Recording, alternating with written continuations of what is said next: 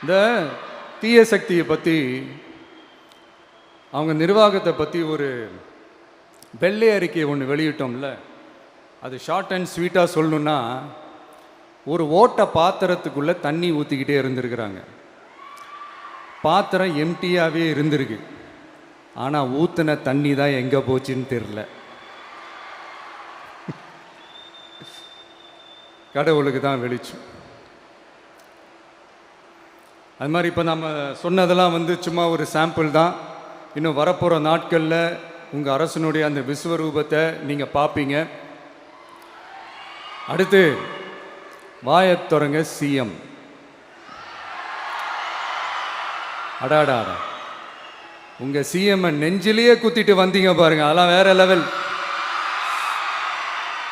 பேசுங்க பேசுங்கன்றீங்க, பேசுனா எந்திரிச்சு ஓடிடுறீங்க.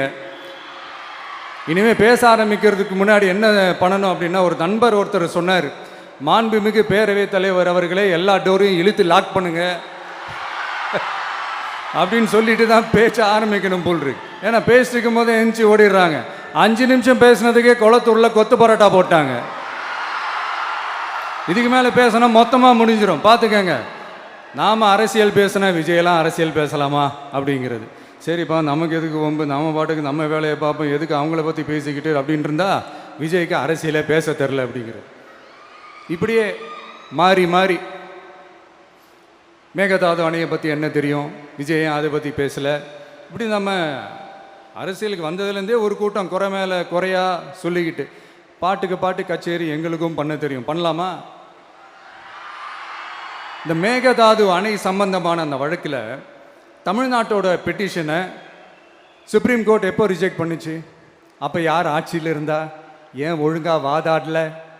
நீங்கள் ஒழுங்காக வாதாடி இருந்தீங்கன்னா அதை ரிஜெக்ட் பண்ணியிருக்க மாட்டாங்கல்ல. ஏன் ஸ்டாலின் சார் வேணும்னே விட்டுட்டாரா? ஏன் இப்படிலாம் கேள்வி கேட்கலாமா?